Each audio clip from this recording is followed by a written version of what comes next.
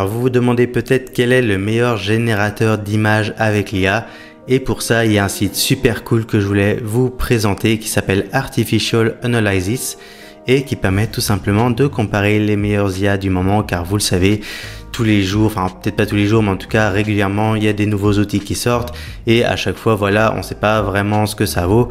Et justement l'intérêt de ce site, c'est qu'en fait c'est un peu une base de données de tous les outils, de tous les modèles d'IA. Alors aussi bien les IA normales comme ChatGPT, Claude, mais il y a aussi un classement pour les images.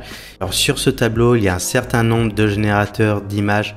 Alors il y en a peut-être que vous connaissez déjà, notamment je pense à Midjourney, à Flux ou à peut-être Stable Diffusion. Mais il y en a aussi certains qui sont un petit peu moins connus. Je pense notamment à Recraft, à Imagen 3 de Google ou encore à Ideogram. Alors ce qui est intéressant justement avec son site, c'est que si vous regardez en détail un modèle, enfin en particulier un créateur en fait de générateur d'images, c'est que vous avez vraiment tout le détail. Alors quand je dis bien tout le détail, ça rentre vraiment dans la technique, dans vraiment une analyse profonde des modèles. Et on peut retrouver un petit peu un benchmark par exemple qui permet de savoir un petit peu où se situe le modèle par rapport à d'autres équivalents. On a par exemple ici un petit peu la comparaison de la qualité par rapport au temps de génération, par rapport au prix, etc. Au niveau des API, il y a vraiment pas mal de données, surtout si vous êtes un petit peu geek. Et si on va tout en bas, ce qui est intéressant, c'est que justement on a le détail en fait du prix de la génération de 1000 images en dollars. Donc par exemple ici avec le modèle Flux 1.1, en fait si on veut générer 1000 images ça coûte 40 $. Donc là ici on voit avec le même modèle de base, on a plusieurs variations. Donc par exemple avec le plus professionnel ça va aller à 40 $, mais si on descend sur des modèles un petit peu inférieurs, on descend quand même à 3 $ pour 1000 images, ce qui reste très peu, sachant que Flux, pour l'avoir un petit peu testé, c'est quand même un modèle ultra performant même pour les moins chers. Donc voilà, et si on retourne un petit peu en arrière, l'autre intérêt de ce site, c'est que l'on peut comparer ici dans l'onglet Arena. En fait là, comme vous voyez, le site nous propose deux images côte à côte et par rapport à un prompt donné qui a été généré aléatoirement, en fait c'est vous qui choisissez quelle est l'image qui reflète le mieux le prompt. Alors c'est en anglais malheureusement, mais voilà, si vous vous débrouillez un petit peu, ça permet quand même de voir un petit peu les différences entre deux modèles. Alors là par exemple, si on prend cet exemple en détail, le prompt de base c'est une femme en position de yoga dans un cadre en fait un petit peu calme, avec un chat qui s'étire à côté dans une lumière naturelle près d'une fenêtre. Et là pour moi clairement, bon les images elles sont un peu bof les deux, mais on voit clairement que sur la deuxième on est vraiment, c'est vraiment raté au niveau du visage. Donc ici le but c'est que l'utilisateur vote par exemple pour l'image à gauche, et en fait justement c'est la base de ce site, c'est que en fait c'est les utilisateurs qui votent pour les meilleures images à chaque fois, et ça permet en fait justement de donner des points au classement qu'on a vu tout à l'heure avec un système de points Elo exactement comme aux échecs, et c'est donc ça qui permet en fait de classer les meilleurs générateurs d'images. Alors le premier outil du classement que l'on a vu tout à l'heure, il s'agit de Recraft.ai. Alors vous allez voir, l'outil il est un petit peu particulier, c'est qu'il s'agit à la fois d'un outil pour générer des images, mais c'est aussi un outil d'édition un petit peu comme Canva. Donc pour créer une image, c'est très simple, vous cliquez ici sur Create New Project. Ici vous arrivez sur une page blanche et en haut à gauche, vous avez juste à cliquer sur Image. Et donc là, avant de mettre votre prompt, il y a plusieurs choses à voir. C'est déjà au niveau du style que vous pouvez paramétrer ici. Et là, comme vous voyez, il y a pas mal de styles qui vous sont proposés. Alors on a des styles aussi bien photoréalistes que un petit peu plus fantaisistes, comme par exemple pas mal d'illustrations, par exemple du rendu de dessin, du rendu un petit peu rétro. Il y a pas mal de choses très intéressantes. Pareil au niveau des styles vectoriels. On a même la possibilité de faire des logos. Il y a vraiment pas mal de choses très cool avec cet outil. Moi pour tester, je vais rester dans le style photoréaliste classique. Et là par exemple, je vais mettre le prompt portrait d'une jeune femme souriante aux cheveux bruns portant un pull blanc, fond naturel flou, style photo professionnel. On peut bien évidemment choisir le format que l'on souhaite. Là si c'est un portrait par exemple, on va mettre plutôt 3/4. Donc là on a juste à cliquer sur Recraft pour générer notre image. Et là comme vous voyez, le rendu il est vraiment super prof. En tout cas moi je trouve que c'est vraiment ultra quali. Là vous voyez en bas, on a même la possibilité d'avoir deux versions différentes si jamais vous êtes déçu. Mais honnêtement sur la 2 rendue, on est sur du hyper réaliste. Alors l'autre particularité de cet outil, comme je vous disais tout à l'heure, c'est qu'on va aussi avoir la possibilité de faire de l'édition un petit peu comme sur Canva. Donc pour cela, on va créer à nouveau un nouveau projet. Et là, cette fois-ci, on va partir sur la création d'un mock-up. Donc là, je vais lui demander de générer l'image d'un pull blanc pour l'exemple. Voilà, c'est plutôt pas mal. Ce que je viens de faire, c'est d'importer mon logo. Et là, vous voyez, si je le prends, je vais le réduire un petit peu, hop. Et si je le drop directement sur l'image, en fait, vous allez voir que ça épouse automatiquement la forme du pull avec les ondulations. Et voilà. Donc voilà, typiquement, bon, l'exemple, c'est pas forcément le meilleur, mais voilà, l'idée, c'est que vous allez pouvoir générer facilement des visuels, par exemple, pour un shop e-commerce ou pour n'importe quel type de business. Alors, au niveau des prix, ce qui est cool, c'est qu'on a une version gratuite avec 50 gratuits journaliers. Donc, normalement, avec ça, ça devrait être largement suffisant pour la plupart des besoins.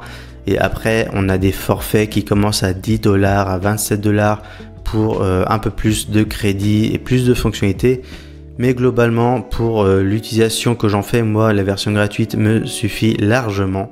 Alors, un des autres outils de génération d'images les plus populaires, c'est Flux AI qui est développé par Black Forest Lab. Alors, si vous allez sur leur site officiel, vous allez voir que vous n'avez pas la possibilité de générer directement des images parce que eux, ils sont uniquement fournisseurs d'API.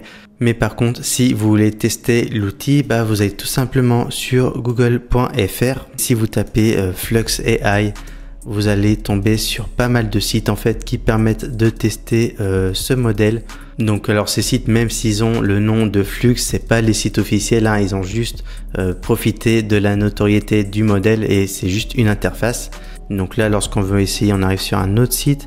Vous pouvez cliquer tout simplement sur Get Start. Alors pour celui-ci, pour l'utiliser gratuitement, il suffit juste de créer un compte. Et quand vous arrivez sur l'interface, vous voyez qu'il y a déjà un exemple avec une jeune femme avec des cheveux bruns qui joue de l'accordéon. Et franchement, le rendu, il est également super propre par rapport à ce qu'on a vu tout à l'heure. Et si je mets un autre prompt pour tester, par exemple, on va demander le paysage d'une montagne enneigée. On va mettre le format paysage. Hop. Bon ce qui est dommage, c'est qu'il n'a pas tout à fait compris mon prompt en français. Peut-être que j'aurais dû faire en anglais. Mais par contre, on voit quand même que la qualité est également super quali. C'est vraiment très net. Alors si on zoome un petit peu, on voit quand même qu'on a des petits soucis au niveau des détails des voitures. Bon là, je vais juste faire un autre exemple, mais cette fois-ci en anglais pour voir s'il y a quand même une différence. Ok, bon là c'est déjà un petit peu mieux. Alors, pareil au niveau des gens qui marchent, c'est assez réaliste. Franchement, c'est quelque chose qu'on peut exploiter. Et là, par contre, c'est complètement gratuit. Alors, il faut quand même garder en tête qu'on est sur le modèle Flux.1 de base. Donc, on n'est pas sur le modèle Pro qui est vraiment le niveau au-dessus. Parce que forcément, il coûte plus cher en API. Et je pense que c'est aussi le business model de ce genre de site qui va vous demander de payer. Mais ce qui est tout à fait normal vu les ressources que ça demande pour générer des images un peu plus professionnel. Alors un autre outil que je voulais vous présenter, c'est le dernier venu dans la liste que je vous ai présenté tout à l'heure. Il s'agit tout simplement de Google Imagen 3. Et en fait, pour y accéder, il faut déjà vous créer un compte sur Google Cloud. Alors le petit bémol par contre, c'est qu'il vous demandera de vous inscrire, mais aussi d'entrer une carte de paiement. Alors apparemment c'est pour vérifier votre identité, par contre pas de panique, il ne débite pas votre carte et au contraire il y a même des crédits qui vous sont offerts. Là vous voyez que j'ai 400 crédits que je peux utiliser pendant 91 jours, donc ça c'est plutôt cool. Alors pour accéder à cette nouvelle IA, il faut cliquer sur le menu à gauche et vous allez dans solutions, tous les produits. Et ici il faut descendre un petit peu, aller dans intelligence artificielle. Et c'est tout en bas, vous allez pouvoir accéder directement à soit Vertex AI, oui c'est bien ça, Vertex AI. Et quand vous arrivez ici, vous cliquez sur Vision. Alors il faudra cocher peut-être quelque chose à un moment, je me souviens plus de la fenêtre que j'ai eue. Et ici, vous pouvez directement envoyer vos prompts. Alors là, par contre, j'ai mis un exemple en français, il me dit que c'est pas supporté. Alors c'est pas grave, on va recommencer, mais en anglais. Hop. Alors là, je peux choisir la qualité. Ok, donc apparemment il m'a déjà généré, ça a été très très rapide. Alors là il me demande quelle image je veux choisir. Alors je pense que c'est pour entraîner son modèle. Donc, par exemple si on choisit celle-ci, hop, je mets un like et que je fais télécharger. Ok. Exportation. Ouais, franchement, il n'y a pas à dire, la qualité elle est vraiment ultra propre. Là par exemple si on regarde le logo, on a l'impression quand même d'avoir quelque chose de hyper réaliste. Pareil au niveau de la maison, bon les numéros c'est pas encore ça, mais franchement c'est ultra propre au niveau des détails. Et donc voilà, là j'ai déjà testé les 3 premiers outils du classement. Alors je vais pas forcément tout tester parce que sinon ce serait trop long. Et dans tous les cas, ça reste le même principe. En général, quand vous allez tester un nouveau modèle, il y aura toujours des versions gratuites, peut-être parfois limitées.